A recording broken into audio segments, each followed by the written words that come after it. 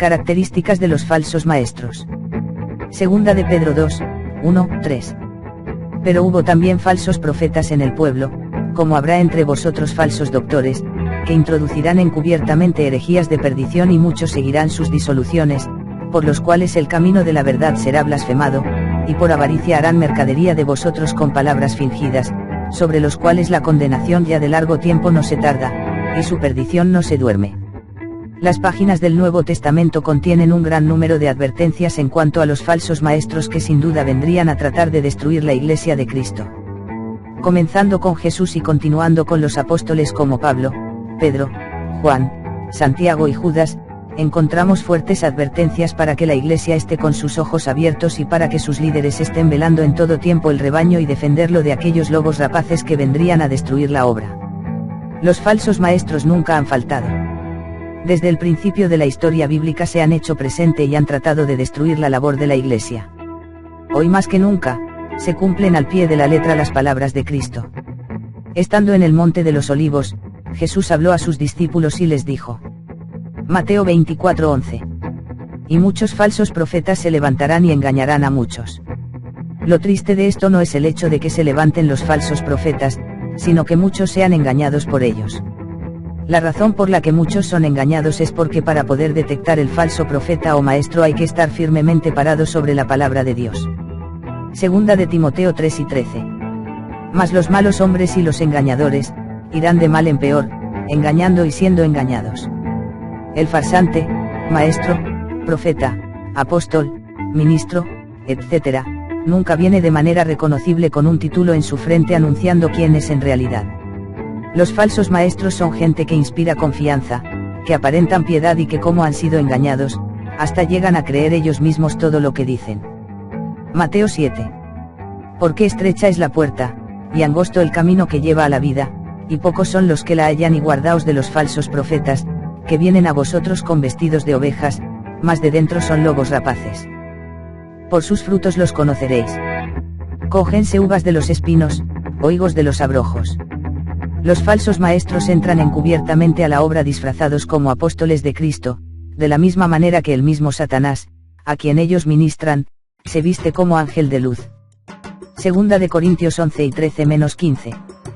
Porque estos son falsos apóstoles, obreros fraudulentos, transfigurándose en apóstoles de Cristo. Y no es maravilla, porque el mismo Satanás se transfigura en ángel de luz. 15. Así que, no es mucho si también sus ministros se transfiguran como ministros de justicia, cuyo fin será conforme a sus obras. Segunda de Pedro 2. Estos son suciedades y manchas, los cuales comiendo con vosotros, juntamente se recrean en sus errores. La falsa doctrina es un cáncer que va comiendo como la gangrena hasta que destruye la fe del que ha sido atacado. Por esto es necesario reconocer quiénes son estas personas, cuál es su falsa doctrina y exponerlos para que sean avergonzados y todos sepan la verdad. Segunda de Timoteo 2 y 17. Y su palabra carcomerá como gangrena, de los cuales son Himeneo y Fileto, que se desviaron de la verdad, diciendo que la resurrección ya se efectuó y trastornan la fe de algunos. Maestro equivocado o maestro falso. Antes de continuar, es importante aclarar la diferencia entre una persona que está equivocada respecto a la interpretación de la Escritura y el falso maestro. La Biblia es un libro profundo que requiere mucho estudio para poder ser comprendido totalmente. A menudo usamos la frase nadie se las sabe todas. Respecto a la Biblia. Con esto quiero decir que es muy difícil que una persona posea todo el conocimiento acerca de todo lo que la Biblia enseña. Ciertamente hay personas que tienen un profundo conocimiento respecto a la Escritura y son grandes intérpretes y maestros de la palabra, pero eso no significa que no puedan llegar a equivocarse en un punto u otro. Por ejemplo, Hechos 18. Llegó entonces a Éfeso un judío llamado Apolos, natural de Alejandría, varón elocuente, poderoso en las Escrituras. Este había sido instruido en el camino del Señor, y siendo de espíritu fervoroso, hablaba y enseñaba diligentemente lo concerniente al Señor, aunque solamente conocía el bautismo de Juan. Y comenzó a hablar con denuedo en la sinagoga, pero cuando le oyeron Priscila y Aquila, le tomaron aparte y le expusieron más exactamente el camino de Dios. Y queriendo él pasar a Acaya, los hermanos le animaron, y escribieron a los discípulos que le recibiesen, y llegado él allá, fue de gran provecho a los que por la gracia habían creído, porque con gran vehemencia refutaba públicamente a los judíos, demostrando por las Escrituras que Jesús era el Cristo. Una diferencia muy grande entre el que está equivocado y el falso maestro, es que el primero está sencillamente errado pero tiene un corazón noble y está dispuesto para corregir su error y a ser enseñado en la verdad de la palabra. En contraste, el falso maestro no admite corrección, siempre tiene la razón y no es sumiso a la palabra de Dios. Es pretencioso y arrogante, da más importancia a las doctrinas de su organización, su tradición y su mente que a la Biblia. Sin embargo, también se debe reconocer que hay puntos en los cuales los cristianos verdaderos no se ponen de acuerdo. Cristianos fieles, que aman a Dios y buscan darle la gloria en todo, difieren en ciertas interpretaciones de la Biblia. Estos deben ser debatidos, predicados y expuestos lo más claramente posible bajo el amor y dirección del Espíritu Santo para que los que no comprenden puedan, si así. Los falsos maestros aumentarán. Cuando Pablo se despidió de la iglesia de Efeso, llamó a los ancianos de la iglesia, los reunió y les habló en su discurso de despedida respecto al cuidado que debían tener por la obra de Dios. Pablo advirtió a estos líderes que después de su partida vendrían lobos a engañar y esparcir las ovejas. Hechos 20:29. Porque yo sé después de mi partida entrarán en medio de vosotros lobos rapaces, que no perdonarán al rebaño. 30 Y de vosotros mismos se levantarán hombres que hablen cosas perversas para arrastrar tras sí discípulos. El apóstol Pedro también escribe acerca de los falsos profetas que vendrían y se introducirían encubiertamente. Segunda de Pedro 2.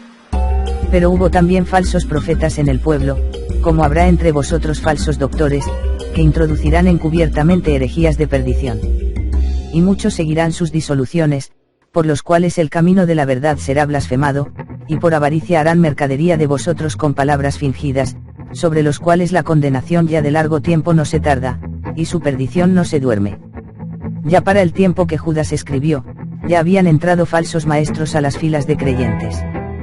Judas 1. Porque algunos hombres han entrado encubiertamente, los cuales desde antes habían estado ordenados para esta condenación, hombres impíos, convirtiendo la gracia de nuestro Dios en disolución, y negando a Dios que solo es el que tiene dominio, y a nuestro Señor Jesucristo. Características de los falsos maestros. Jesucristo dijo que los verdaderos seguidores serían conocidos por sus frutos. Un falso maestro podrá aparentar tener fruto de cristiano, pero tarde o temprano se dejará saber lo que verdaderamente es. No puede una fuente dar agua dulce y salada a la misma vez. Las verdaderas fuentes de Dios siempre darán un fruto espiritual. Los falsos maestros aparentan dar buenos frutos pero no pueden esconder los verdaderos frutos de pecado y engaño. Solo cuando se escudriña la Biblia se pueden detectar los verdaderos farsantes. A continuación presentaremos 7 características que distinguen a los falsos maestros. Estos vienen en distintos colores, puede que alguno de ellos tenga todas las características que mencionamos, pero es más probable que tenga solo algunas de ellas. De todas maneras, eso no significa que no sea falso maestro. Segunda de Timoteo 3, 1, 2, 5. En los postreros días vendrán tiempos peligrosos. 2. Porque habrá hombres amadores de sí mismos, que tendrán apariencia de piedad, pero negarán la eficacia de ella. A estos evita. Santiago 3 y 13-16. ¿Quién es sabio y avisado entre vosotros? Muestre por buena conversación sus obras en mansedumbre de sabiduría. Pero si tenéis envidia amarga y contención en vuestros corazones, no os gloriéis, ni seáis mentirosos contra la verdad, que esta sabiduría no es la que desciende de lo alto, sino terrena, animal, diabólica. Porque donde hay envidia y contención, allí hay perturbación y toda obra perversa. La única y verdadera meta de estos farsantes es la de su vanagloria. Estos desean ser reconocidos y tener grupo de seguidores detrás de sí, por lo cual son llamados amadores de sí mismos. Estos también se mueven en falsos milagros y falsas señales, engañando a sus seguidores. Estos son los que un día estarán frente a Jesucristo y será como el mismo Jesús dijo. Mateo 7. No todo el que me dice, Señor, Señor, entrará en el reino de los cielos, mas el que hiciere la voluntad de mi Padre que está en los cielos. Muchos me dirán en aquel día, Señor, Señor, no profetizamos en tu nombre, y en tu nombre lanzamos demonios, y en tu nombre hicimos muchos milagros. Y entonces les protestaré, nunca os conocí, apartaos de mí, obradores de maldad. Primera de Timoteo 4, 2, 4. Empero el Espíritu dice manifiestamente, que en los venideros tiempos alguno apostatarán de la fe escuchando a espíritus de error y a doctrinas de demonios que con hipocresía hablarán mentira, teniendo cauterizada la conciencia. Las doctrinas de estos hombres no provienen de la palabra, sino de sus mentes entenebrecidas y ensuciadas por el pecado. Estos malvados utilizan la Biblia a su antojo, algunos escogen solo ciertos libros de acuerdo a sus deseos y deciden ellos mismos qué es lo que es, y lo que no es palabra de Dios. Otros de igual manera añaden libros y ponen más valor a los comentarios de hombres impíos que a la palabra de Dios.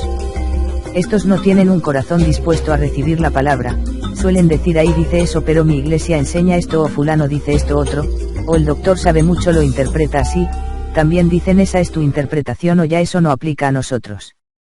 El farsante no busca en oración entender las dificultades bíblicas, prefiere torcer la Biblia para que se ajuste a su mente y su tradición de humana y diabólica.